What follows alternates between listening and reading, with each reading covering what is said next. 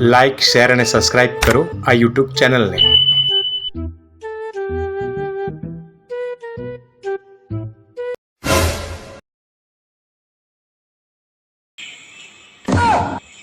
અરે ભાઈ, ઘરમાં કોઈ છે કે? બોલો. જરા બહાર આવો ને 2 મિનિટ. હા, આવ્યો. ઓ બાપા રે, આ તો એક સાથે 2 જણ આવ્યા હોય એવું લાગે છે. આવ આવ. પણ આજે આવવાનું હતું. તમને આજે આવવાનું કોને કહ્યું? અરે ભાઈ, એ તો એમાં એવું છે ને કે આ તો મારી નોકરી છે. એટલે સોમથી શનિ મારે બધે ફરવાનું હોય, એટલે આજે અહીંયા આવ્યો. સારું સારું, ત્યારે આવી ગયા છો તો બોલો, શું ચકાસવું છે? હા, તમારું નામ શું? જીમિલ વ્યાસ. જીમિલ વ્યાસ. હા. ઉંમર કેટલી તમારી? 24 વર્ષ, મતલબ કે 24 વર્ષ. 24 વર્ષ. હમ. અભ્યાસ કેટલો કર્યો છે? 12 નપાસ. એ તો જોઈને લાગ્યું જ. અને હાલ શું કરો છો? બાપના પૈસા લે. સરસ સરસ. અને ગયા વર્ષે તમારો કિંમતી મત તમે કોને આપ્યો હતો? કોઈને નહીં. પણ કેમ? મારો મત કિંમતી છે તો હું કોઈને મત શા માટે આપું? અરે ભાઈ, પણ તમે તમારો કિંમતી મત ના આપો તો તમારો મનગમતો નેતા કેવી રીતે ચૂંટાઈને આવે? અને ચૂંટણીમાં તો એક વોટ, એક મત કિંમતી હોય છે, મહત્વનો હોય છે. કિંમતી છે એટલે જ નથી આપ્યો. અરે ભાઈ, પણ તમે વોટ નહીં આપો તો આપણો દેશ કેવી રીતે આગળ વધશે? આ દેશની પ્રગતિ કેવી રીતે થશે? અને આપણો સાચો નેતા કેવી રીતે ચૂંટાઈને આવશે? જુઓ ભાઈ, દેશનું ભલું તો ક્યારે થશે જ નહીં, કારણ કે દેશમાંથી કરપ્શન જાય જ નહીં.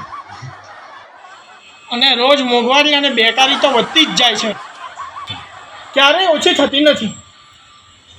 અને રહી વાત વોટ આપવાની, તો જ્યારે ચૂંટણી આવે ત્યારે નેતાઓ સોસાયટી અને શહેરોની ગલીઓમાં દેખાય છે. જીતી ગયા પછી બધા જ નેતાઓ ગાયબ થઈ જાય છે. અરે ભાઈ, બધા નેતા એવા નથી હોતા. સારું, જવા દો. બીજી એક વાત પૂછું કે તમારા લગ્ન થઈ ગયા છે? ના, પણ તમારા ધ્યાનમાં કોઈ છોકરી હોય તો મને બતાવજો. સારું સારું. તમારા ઘરમાં બીજું? હા, જયેશભાઈ વ્યાસ કોણ? મારા પપ્પા. અચ્છા. હા. અને એ ક્યાં છે? એ તો ક્યાં ના ગયા.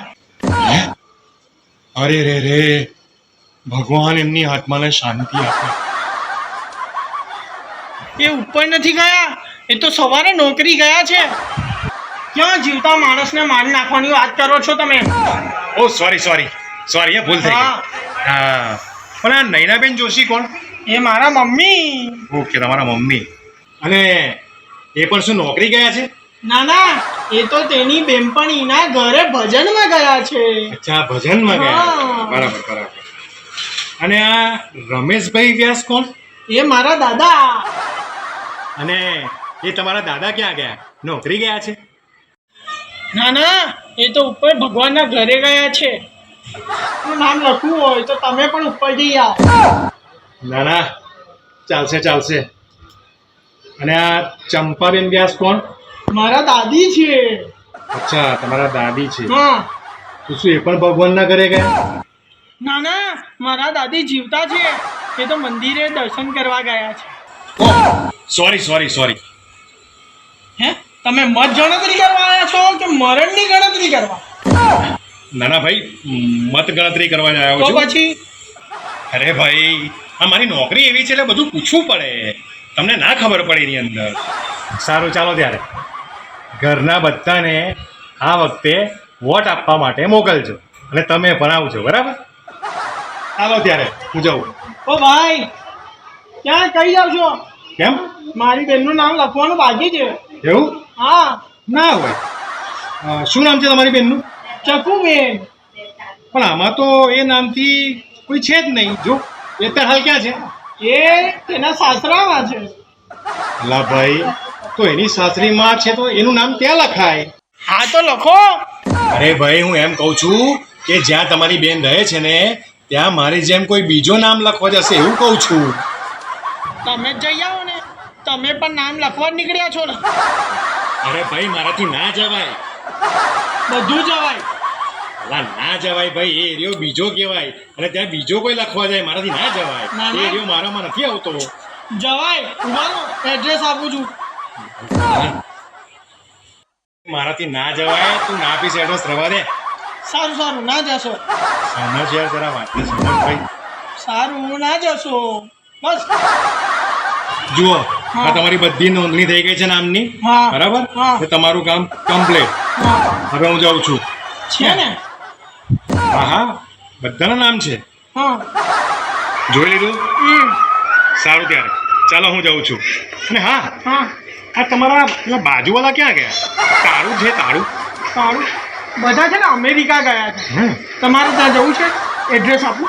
ના ના ભાઈ હવે. ઉભારો ને આપું. અરે ના ના ભાઈ રહેવા દો, મારે નથી જવું અમેરિકા. એ ભગવાન ભાગો નહીં તો મને ગાંડો કરી દેશે.